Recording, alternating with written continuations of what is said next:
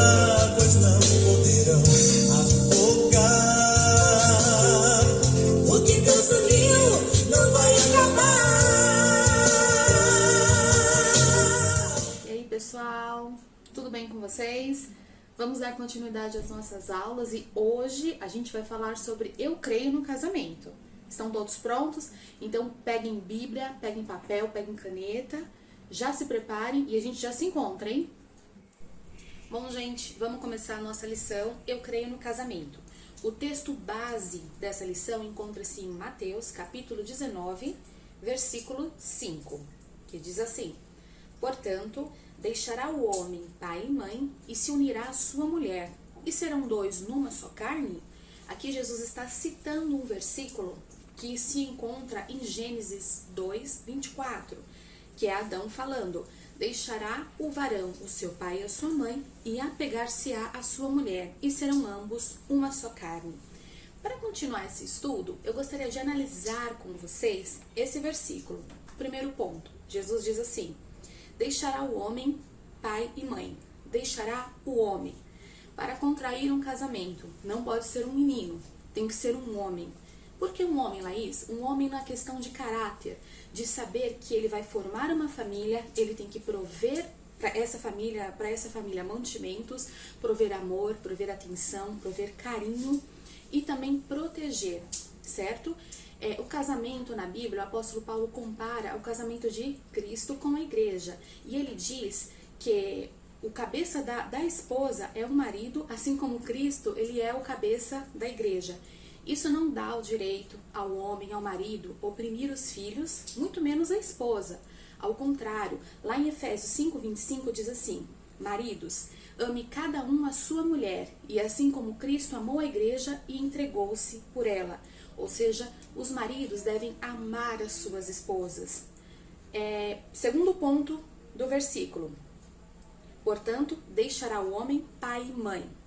Esse deixará pai e mãe é muito importante. Quando nos casamos, quando se contrai o casamento, você vai se desvincular da sua família, certo? Ou seja, quem vai prover a casa? Você e a sua esposa quando trabalhar, né? Você não vai depender mais dos seus pais para criar os seus filhos, para trazer mantimentos para sua casa. Esse não é o ideal. Quando dizemos deixará pai e mãe, você vai se desvincular dos seus pais e ele vai se unir à sua esposa. Da mesma forma, a esposa também, ela vai deixar o pai e a mãe e vai se unir ao seu esposo e ambos serão uma só carne, uma família. Ô tia, uma pergunta. Pode falar. É seu marido que tem obrigações no casamento? Não. Esposa também. Vamos ver? Obrigado, vamos sim. Bom, gente, atendendo a pergunta aí que fizeram sobre a esposa, sim, a esposa também tem obrigações no casamento. Jesus disse assim naquele versículo: se unirá à sua mulher. Como nós falamos no primeiro ponto, um homem tem que estar maduro, vamos dizer assim, consciente do que ele está fazendo, dessa decisão que é tão importante. A mulher também, porque com os direitos vêm as obrigações, certo? A mulher, ela precisa saber que ela vai ter que cuidar da casa, cuidar do marido e cuidar de filhos, caso o casal opte por crescer a família, né? Por ter filhos também. Toda a administração do lar vai ficar com a esposa.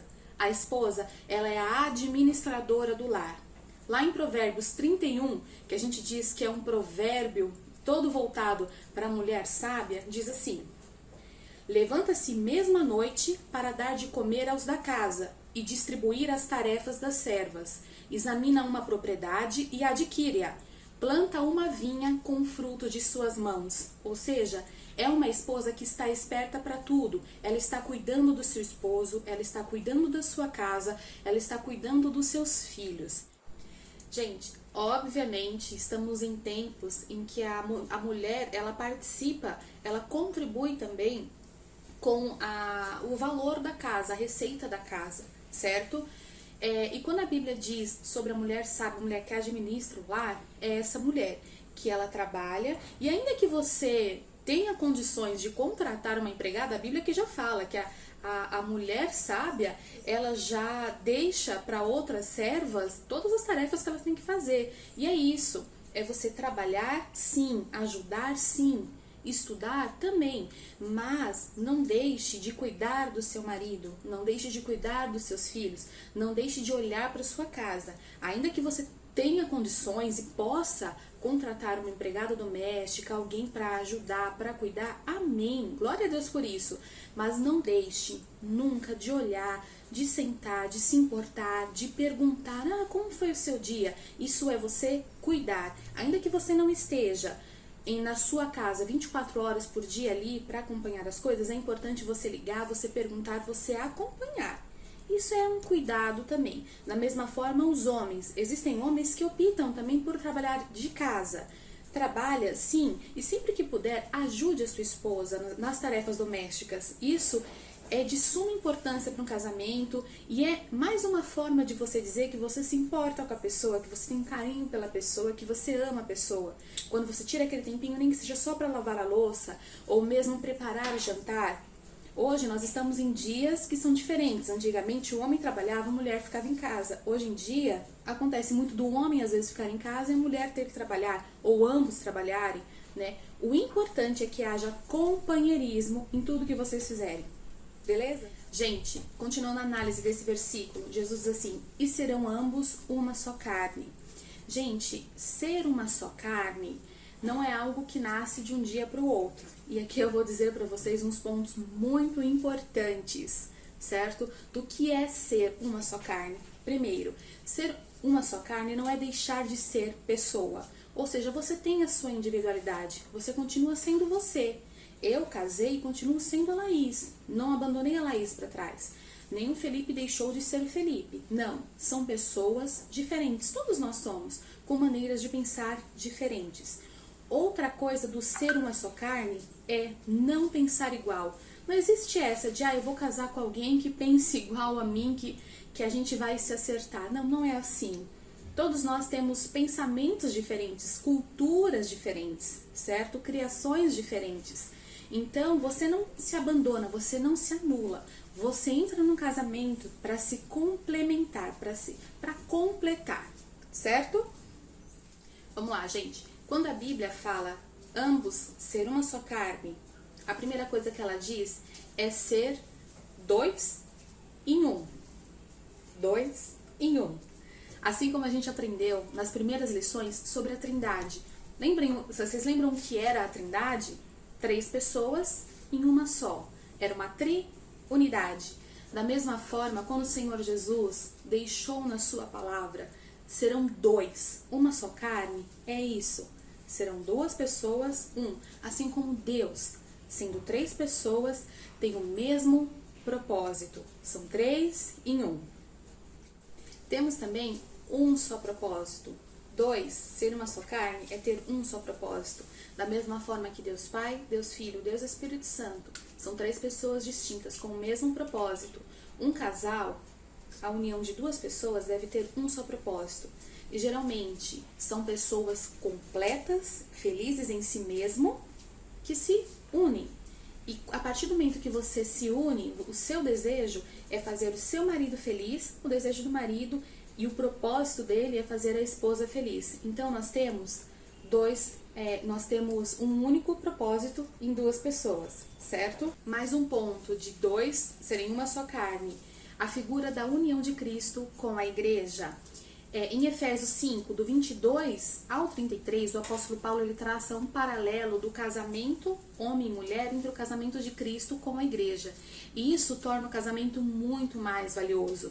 Por essa razão, construir um casamento de sucesso glorifica a Deus, pois o casal será um sinal para o mundo da união entre Deus e os homens.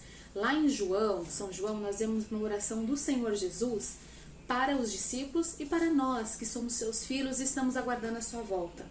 Nessa oração que Jesus faz ao Pai, ele diz assim: para que todos sejam um, como tu, ó Pai, o és em mim e eu em ti, que também eles sejam um em nós, para que o mundo creia que tu me enviastes. Então, Jesus já dizia ali que há uma grande importância em nós sermos um com Ele. E quando nós somos um com Ele, Ele quer dizer também o casal. São 2, uma só carne.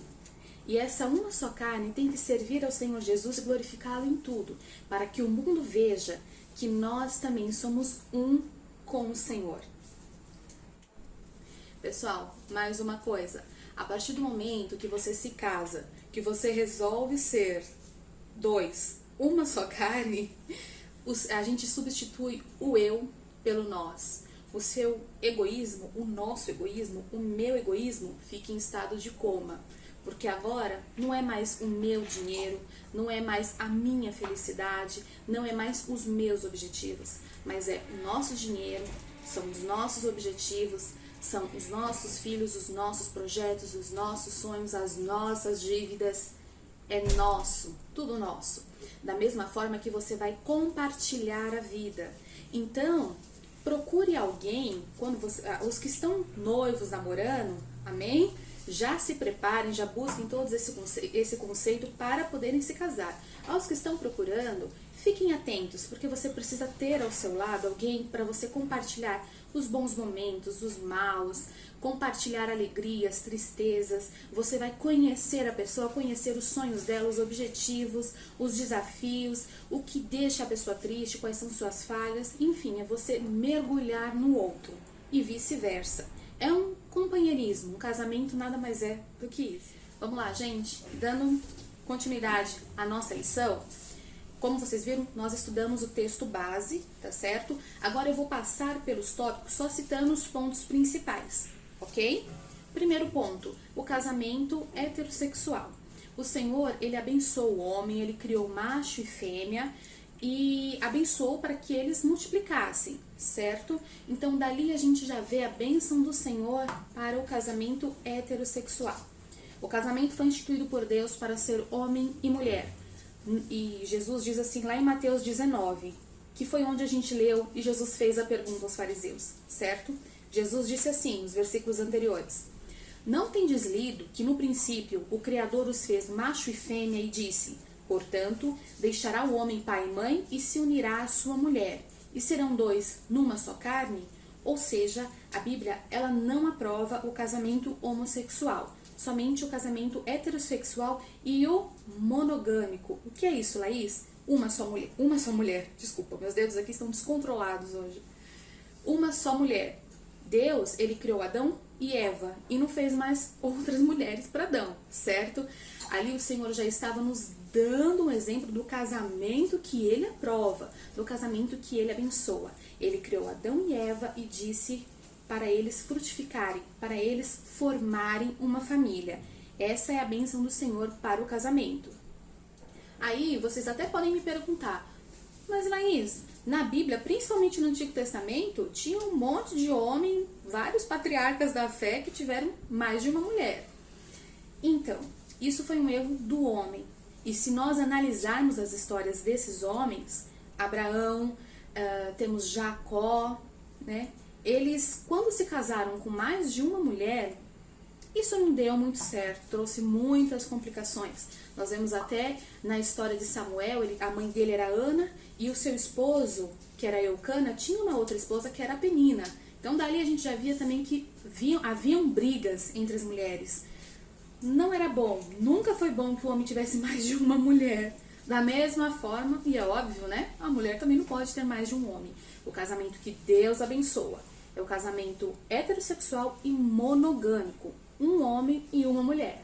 Entendido, classe? Gente, Deus abençoa o casamento para que eles frutificassem, para que Adão e Eva frutificassem, dessem filhos. O Senhor continua abençoando a nossa geração dessa forma. As mulheres dando à luz a crianças.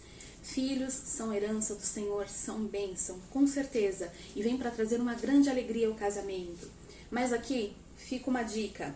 Se casem e planejem um momento certo para ter filhos. Porque filhos, eles sempre são bênçãos. Mas eles também vêm com um pouquinho de trabalho aí no kit família, no kit bênção, certo? Então, é sempre bom haver um planejamento familiar. Porque quando o casal já está estruturado financeiramente, emocionalmente, quando está tudo ok e você já planeja ter um filho, tudo corre bem, você já está preparada, certo? Há casos, e ocorre mesmo, que o filho aparece de uma forma espontânea, certo? E nesses casos, o filho não deixa de ser bênção, ao contrário, é bênção. A diferença é que você vai ter que correr contra o tempo e se preparar para receber esse serzinho cheio de bênção, cheio de luz e cheio de alegria. A palavra quase não saiu, mas saiu aí para a glória de Deus. Vamos lá, pessoal, ponto 2 da lição. Diz assim: ideias erradas a respeito do casamento. Textos, Mateus 19, do 8 ao 9 e Lucas 18, 18. Não esqueçam de ler esses textos depois para complementar os estudos de vocês, ok? Vamos lá, união estável e morar juntos. A desculpa dada para essa prática é que o casal precisa conviver como marido e mulher antes de se casarem, para ver se realmente se adaptarão à vida de casados. Se não der certo, cada um vai para o seu lado. Aos olhos de Deus, é fornicação e reprovável pela Bíblia. Sim, porque mesmo antigamente, e acredito até que hoje ainda no casamento judeu, não exista uma cerimônia em si, mas há um contrato verbal, certo? E o casamento, ele deve ser feito, papel passado ali no cartório, e não necessariamente ter um casamento religioso, mas é necessário e é fundamental que pelo menos o pastor ore pelo casal, para que eles tenham a bênção do Senhor. Gente, de acordo com a palavra de Deus, de acordo com a doutrina que nós cremos, sim, é imprescindível que se haja um casamento no civil, para que inclusive você participe do corpo de Cristo na Santa Ceia. Isso é imprescindível, ok? Não é necessário ter todo um casamento, uma cerimônia na igreja com você vestida de noiva, não é necessário. Porém, é importante para a sua vida ter a bênção do seu pastor. Tudo bem? Conseguiram entender esse ponto? Qualquer coisa vocês já sabem. Só me chamar no WhatsApp e mandar as dúvidas. Gente, outro ponto também importante para nós tratarmos aqui sobre o divórcio. Jesus, ele deixou claro que o divórcio, ele só pode ocorrer no caso de traição, certo? É esse o divórcio que o Senhor aprove naquelas, né? Porque Jesus ainda ele fez questão de dizer que ele, quando Deus instituiu o divórcio na época de Moisés, era porque as pessoas tinham um coração muito duro. E o Senhor permitiu que se divorciassem. Mas naquela época, e às vezes até no dia, às vezes não, acontece muito nos dias de hoje, é um divórcio banal, um divórcio do tipo, ele não concorda com o que eu faço, ele não gosta das coisas que eu faço. O casal não senta para tentar conversar, para tentar se entender. E isso, muitas vezes, não acontece de um dia para o outro. Acontece no namoro, acontece no noivado. Por quê? Você percebe que a pessoa, ela não tem os mesmos objetivos com você. Às vezes, você está se relacionando com uma pessoa muito mais velha, com uma idade muito mais avançada. Isso é perigoso, porque chega uma época em que a pessoa quer um objetivo e você quer outro, certo? Da mesma forma que existem casais que eles não concordam em muitas coisas, mas eles insistem em continuar e casar. Gente, a probabilidade do casamento dar errado é muito grande. E você se divorciar porque você não está se entendendo com o seu cônjuge, de acordo com a Bíblia, à luz da palavra de Deus, não é correto. O casamento que o Senhor Jesus deixou ali claro, enquanto ele conversava, enquanto ele dava suas instruções aos discípulos e respondia a alguns fariseus, era se houvesse traição, certo? Lá no Novo Testamento, o apóstolo Paulo vai falar mais. Ele vai falar de casos de abandono por parte de um cônjuge incrédulo. Lá em 1 Coríntios 7, do 10 ao 15. Quando muitas vezes um dos cônjuges, né, ocorria muito naquela época, e às vezes pode até ocorrer hoje, um dos cônjuges, ele se converte ao cristianismo e o outro não gosta e o abandona. Não necessariamente a conversão em si, às vezes um outro decide abandonar. Ué, nesse caso você não vai se divorciar? Não, nesse caso o divórcio, de acordo com a palavra de Deus, ele é permitido, certo? E por que também não dizer da agressão? É lógico, né, gente?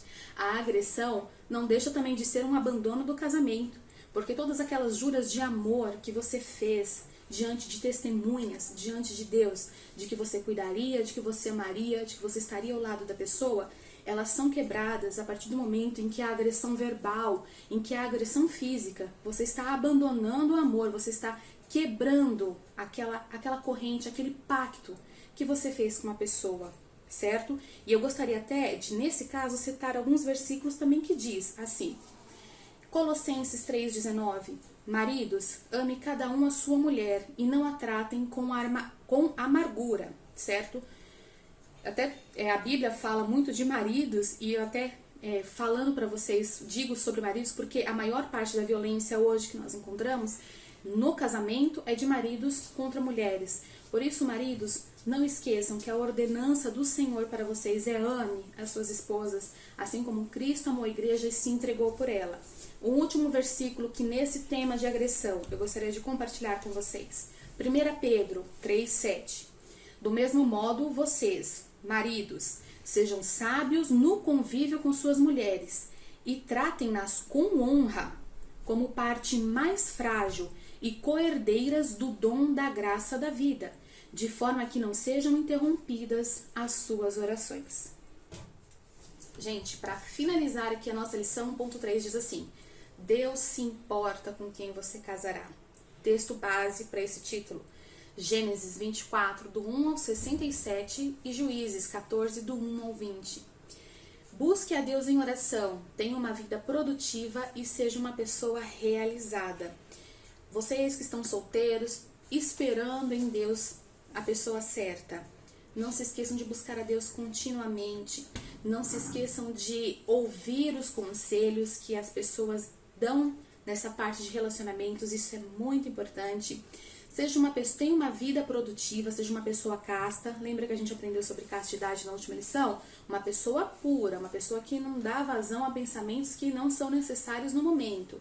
Tenha uma vida produtiva, planeje a sua vida profissional, planeje os seus próximos passos aí nos próximos meses. Não deixem de viver, não, esperem sim no Senhor, mas planejem a vida, sonhem, busquem ao Senhor. E seja uma pessoa realizada, isso é muito importante. Eu não busco uma pessoa que vai me fazer feliz, não. Eu sou feliz em Cristo. E o Senhor vai me trazer uma pessoa que também já é completa em si, já é feliz. E a gente só vai unir propósitos, certo? Lá na nossa lição tem um pense. Deus se importa com a nossa felicidade. E antes de buscarmos a alegria e a satisfação na chamada pessoa certa, nós devemos ser essa pessoa certa. Um ponto importante: marido e mulher são apenas um complemento em nossa vida, mas somente Deus nos completa. Lembre-se sempre disso, marido e mulher são um complemento. Quem te completa é o Senhor Deus. Pessoal, e falando de ser completo, esperar em Deus e ser feliz, eu quero dizer para vocês agora, não 1, não 2, não 3, mas 4 tipos de cônjuges que você não deve ser e nem encontrar, hein, por favor. Bom, pessoal, o primeiro tipo é o surdo como Sansão. Por quê? Porque os pais falaram, e Deus também falou, que não era para ele tomar nenhuma outra mulher que não fosse da tribo. E o rapaz resolveu pôr a mão no fogo e ver o que ia dar se ele casasse com a Dalila. Não ouviu os conselhos, muita cera no ouvido, hein? A Bíblia fala para honrar nossos pais. Por isso, busque a vontade de Deus e ouça os conselhos que os seus pais têm sobre o seu casamento. Não decida pagar um alto preço só para ver se o seu relacionamento vai dar certo. Isso é muito arriscado. O segundo tipo de cônjuge que você não deve ser é o precipitado como Eva. Por quê? Se Eva tivesse ao menos conversado com Adão o que ele achava deles comerem um fruto proibido, com certeza a humanidade não estaria onde está, não é verdade? Então, não se precipitem. Grandes decisões são tomadas juntos, em companheirismo. Você e seu cônjuge são parceiros para uma vida toda. E é preciso ter as mesmas metas, inclusive no que comprem. Isso não é dependência, é companheirismo. O terceiro tipo de cônjuge que você não deve ser é permissivo como Abraão. Como assim, Laís? Se quando Sara tivesse falado para ele, o que você acha de você ter um filho com a minha concubina, ele tivesse falado não, gente, com certeza teria evitado uma série de conflitos até hoje. É ou não é verdade? O conselho aqui é o de que os cônjuges também precisam aprender a dizer não e apresentem seu ponto de vista com carinho, para que o outro possa enxergar que está equivocado. Conversar é e sempre será o melhor caminho para as decisões. O quarto e último cônjuge que você não deve ser é o interesseiro como a esposa de Jó. Sim, aquela mulher só estava afim de ser fiel a ele quando tudo estava bem, quando Jó tinha dinheiro e muitos filhos. Quando Deus tirou tudo, cadê o seu Deus? Quando fazemos os votos de na saúde e na doença, na riqueza e na pobreza, é sério, viu? Por isso, nunca se case por interesse, seja ele qual for, e permaneça sempre fiel ao lado do seu companheiro ou companheira. Bom, pessoal, essa foi a lição Eu Creio no Casamento. Não esqueçam de ler toda a lição, todo o texto, façam um questionário, porque só vai agregar mais conhecimento para vocês. Dúvidas, sugestões, reclamações, podem me chamar no WhatsApp lá em particular e a gente conversa direitinho, tá certo? Um super beijo para todos vocês, que vocês tenham uma quarentena abençoada. Nos vemos aqui para começar a lição sobre Josué, hein? Eu tô esperando vocês.